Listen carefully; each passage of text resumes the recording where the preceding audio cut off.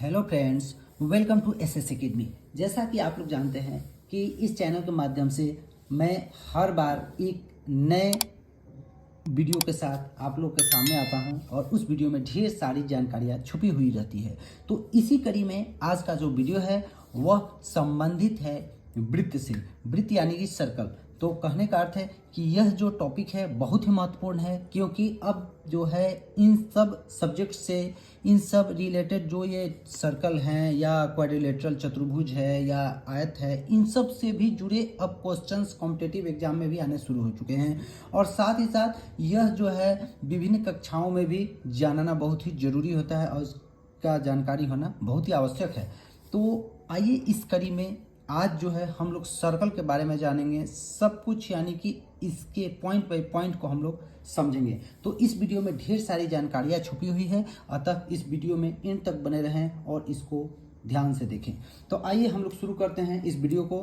तो यह जो है वीडियो संबंधित है सर्कल यानी कि वृत्त से। ये तो बहुत जाना पहचाना नाम है, आप लोग को तो हमेशा ही आप लोग पढ़े होंगे कि वृत्त क्या है, सर्कल क्या है। तो आइए हम लोग बात करते हैं इस सर्कल के बारे में। देखिए यहाँ एक सर्कल बनाया गया है।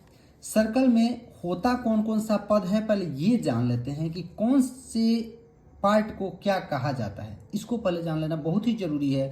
तो आइए बात करते हैं पहले हम सेंटर के बारे में, जहां से हम लोग वृत्त को खींचते हैं। यह जो पॉइंट है इसको क्या कहते हैं हम लोग? केंद्र कहते हैं। केंद्र यानी कि सेंटर कहा जाता है। उसके बाद इस पॉइंट से एक ही ओर, सेंटर से एक ही ओर किसी तरफ यदि आप कोई लाइन खींचते हैं, यानी पूरा इधर से उधर नहीं, सिर्फ एक ही ओर, तो उसको हम लोग क्या कहते हैं? त्रिज्या कहते हैं, यानी इसको रेडियस कहा जाता है।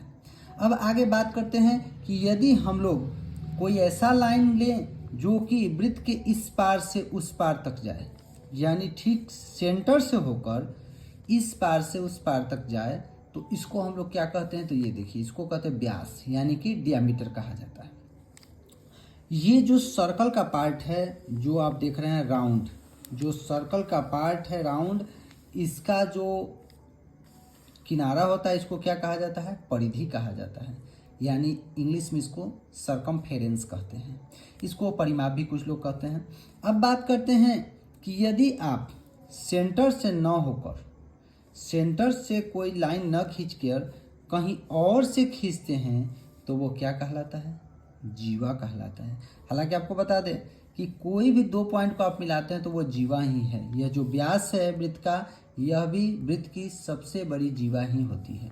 यानी जो भी लाइन आप एक पॉइंट से दूसरे पॉइंट को मिलाने के लिए खींचते हैं वृत्त में, वृत्त के भीतर, उसको हम लोग जीवा भी कहते हैं। और जो सेंटर से होकर गुजरता है उसी जीवा को हम लोग क्या कहते हैं? व्यास कहते हैं। अब आइए आगे बात करते हैं कि इस जो वृत्त है इसका एंगल कितना का होता है। तो आपको बता दें कि पूरे वृत्त का जो एंगल होता है वो होता है 360 डिग्री। पूरे वृत्त का जो गोलाकार एंगल है वह 360 डिग्री का होता है। अब चलते हैं आगे के टॉपिक पे। आप लोग इसके हर पार्ट को तो समझ ही गए हैं। अब बात करते हैं हम लोग इसके तथ्य के बारे में। तो इसमें महत्वपूर्ण फॉर्मूला है और इससे संबंधित और भी पार्ट्स हैं जो कि मैं आपको बताऊंगा। तो कहने का अर्थ है कि वृत्त का क्षेत्रफल का सूत्र क्या होता है? तो ये पाई आर स्क्वायर होता है। आगे जाने कि वृत्त का परिमाप क्या है, तो ये 2 पाई आर होता है या पाई डी होता है, जहाँ की पाई का मान होता है 22/7 या 3.14। आर को त्रिज्या कहते हैं और डी को व्यास कहते हैं। अब आगे बात करते हैं कि वृत्त का व्यास। वृत्त का व्यास जो होता है वह परिधि बटा पाई, ऐसे आप इसको निकाल सकते हैं, ये भी सूत्र, या फिर 2 गुने त्रिज्या, ऐसे भी आप इसके सूत्र को निकाल सकते हैं। यानी त्रिज्या का दुगुना व्यास होता है और व्यास का आधा त्रिज्या होता है। अभी बात करें वृत्त की त्रिज्या। तो वृत्त की त्रिज्या को परिधि बटा 2 पाई से लिखा जा सकता है, परिधि बटा 2 पाई, या इसको ऐसे भी आप लोग लिख सकते हैं व्यास बाई 2, यानी कि जो व्यास दिया हो उसका हाफ करने से आपको त्रिज्या मिल जाएगी। अर्धवृत्त का क्षेत्रफल। अब अर्धवृत्त है क्या? तो जो पूरा वृत्त है उसका आधा भाग जो होता है, यानी डायमीटर, व्यास से जो आधा भाग होता है उसको हम लोग अर्धवृत्त कहते हैं। अर्धवृत्त का क्षेत्रफल 1/2 पाई आर स्क्वायर होता है। अर्धवृत्त का परिमाप पाई आर प्लस 2 आर, यह सूत्र है उसका। वृत्ताकार वलय का क्षेत्रफल इसको pi into R square minus R square कहते हैं। तो ये जो कैपिटल आर है इसको बाह्य त्रिज्या कहते हैं, यानी बाहरी कोर से सेंटर की दूरी, और ये जो स्मॉल आर है इसको आंतरिक त्रिज्या कहते हैं। यह जो है सेंटर से अंदरूनी पार्ट की दूरी को कहा जाता है। अब बात करते हैं वृत्त की त्रिज्या खंड का परिमाप। तो इसका सूत्र होता है थीटा बटा 360 degree 2 pi are plus 2 R. त्रिज्या खंड का क्षेत्रफल क्या होता है? तो थीटा बटा 360 degree into pi R square, या इसको ऐसे लिख सकते हैं पाई आर स्क्वायर थीटा बटा 360 डिग्री। थीटा क्या होता है? तो थीटा का अर्थ है कि जो त्रिज्या खंड के द्वारा जो कोण बनता है उसको थीटा कहते हैं। पाई का मान तो आपको बताएं 22/7 या 3.14 लिया जाता है। आर स्क्वायर का मान जो होता है वो त्रिज्या का स्क्वायर होता है, यानी जो त्रिज्या होता है उसी को आर कहा जाता है। अभी आगे बात करते हैं इससे संबंधित और कुछ, तो आइए अब इस पर बात करते हैं। तो नेक्स्ट में अब जानते हैं किसकी और कंडीशंस। लघु वृत्तखंड का परिमाप। लघु वृत्तखंड का परिमाप थीटा बटा 360 डिग्री गुने 2 pi are plus 2 r sine theta by 2 होता है। लघु वृत्तखंड का क्षेत्रफल पाई आर स्क्वायर थीटा बटा 360 degree minus 1/2 R square sine theta होता है। दीर्घ वृत्तखंड का क्षेत्रफल, वृत्त का क्षेत्रफल में से लघु वृत्तखंड के क्षेत्रफल को घटाएंगे तो आपको दीर्घ वृत्तखंड का क्षेत्रफल मिल जाएगा। चाप की लंबाई का सूत्र होता है 2 पाई आर थीटा बटा 360 डिग्री। लेकिन यहाँ जो है कुछ पद आपको समझ नहीं आया होगा कि ये लघु वृत्तखंड क्या है, दीर्घ वृत्तखंड क्या है, इसके बारे में। तो आइए हम इसको जान लेते हैं पहले कि क्या क्या है ये। जैसे देखिए इस तस्वीर को ध्यान से, इस चित्र में आपको दिखेगा कि एक सेंटर से दो त्रिज्याएं खींची गई है, एक इधर, एक ओ से ए की तरफ, एक ओ से बी की तरफ। इनके बीच का जो पार्ट है इसको त्रिज्या खंड कहते हैं, यही त्रिज्या खंड है। अब चाप क्या है समझिए, यहाँ ये ए से लेके बी तक जो राउंड ये देख रहे हैं ना, यहाँ से लेके यहाँ तक, इसको चाप कहा जाता है।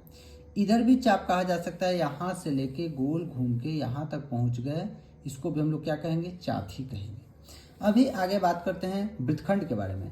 तो यदि आप कोई जीवा खींच लेते हैं और खींचने के बाद जो पार्ट स्मॉल पार्ट वृत्त का रह जाए वो लघु यानी छोटा लघु वृत्तखंड है, मतलब वृत्त का टुकड़ा, छोटा टुकड़ा है इसका, और जो उसको छोड़ के जो शेष बचे उसको दीर्घ वृत्तखंड कहा जाता है। अब बात कर लेते हैं कि सूत्र में जो हम लोगों ने प्रयोग किया था उन शब्दों का अर्थ क्या है, उन संकेतों का अर्थ क्या है, ये जाने शब्द नहीं। पाई का मान कितना होता है भाई, तो 22/7 या 3.14 होता है। आर का मान त्रिज्या, इसको आर को त्रिज्या बोला जाता है, डी को व्यास बोला जाता है और थीटा को कोण बोला जाता है। तो यह था आप लोगों के लिए जानकारी जो था वृत्त से संबंधित। मैं आशा करता हूं कि आप लोगों को इससे ढेर सारी जानकारियां मिली होगी और उसका लाभ आप लोग अधिक से अधिक उठा सकेंगे। तो इसी तरह अनेक जानकारियों के लिए कॉम्पिटिटिव एग्जाम से संबंधित या किसी भी क्लास एकेडमी सबके नॉलेज से संबंधित जी सब मटेरियल के लिए मेरे चैनल को सब्सक्राइब कीजिए, लाइक कीजिए, शेयर कीजिए और कमेंट कीजिए। तब तक के लिए धन्यवाद। फिर मिलेंगे नए वीडियो के साथ, नए विचारों के साथ।